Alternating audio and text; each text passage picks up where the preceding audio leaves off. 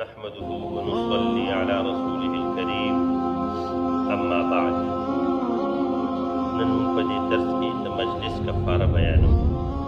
کله کله انسان دی کمزور دی، 2 کسه 3 کسه 4 کسه په مجلس کې کینی، هغې نه داسې نامناسبه خبرې وشي چې هغه کمي نو د هغې کمې پوره کولو دپاره ښکلی پیغمبر صلی الله علیه وسلم موږ ته څه تعلیمات راکوي.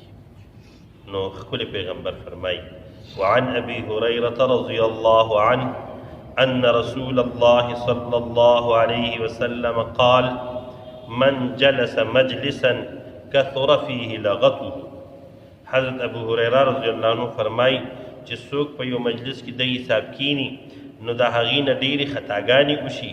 فقال قبل ان يقوم من مجلسه ذلك، چې دې دا کلمات د پاسېدو نه مخکې ووایي، د مجلس نه پاسېدو نه مخکې دا کلمات ووایي: سبحانك اللهم وبحمدك اشهد ان لا اله الا انت استغفرك واتوب الیک.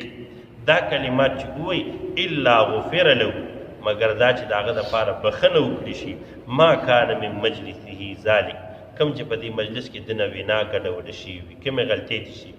رواه ابو داود والترمذي والنسائی. دا حدیث مبارک ابو داود، ترمذی، نسائی وغیرہ کې راغلی دی. نو ښکلی پیغمبر صلی الله علیه وسلم موږ ته دا تعلیم راکوي، کله چې تاسو په مجلس کې کینی نو د مجلس نه پاسېدو نه وړاندې تاسو دا کلمات ووایئ. دا آسان دي، د دې زده کولو پکار دي. سبحانک اللهم وبحمدک، دا هم مونځ کې وایو، دا خو د مونځ ټکي دي. سبحانک اللهم وبحمدک. بیا اشهد ان لا اله الا، اشهد ان لا اله مونږ زده دي، ٹھیک شو جی. اوس ورسره یو 2-3 ټکي: الا انت استغفرک، الا انت یو ټکي پکې دا نه وي دي، الا انت او بیا استغفرک واتوب الیک، دا پکې مونږ د استغفار والا ټکي دي، صرف ترتیب کې راولي.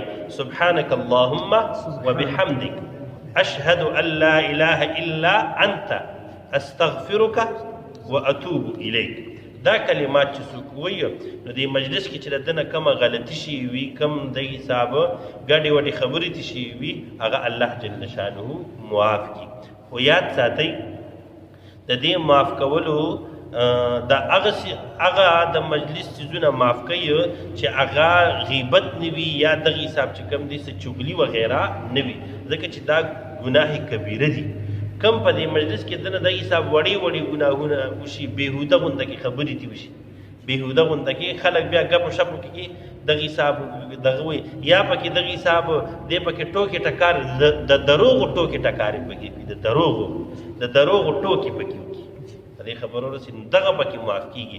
نور کو چا پکې بالفرض غیبت کړي وي، چغلي کړي وي، ګوره یاد ساتئ دا نه معاف کیږي، ځکه چې د چا د غیبت وکړو د دې معافي به د هغه نه غواړي، دې معافي به د هغه نه غواړي.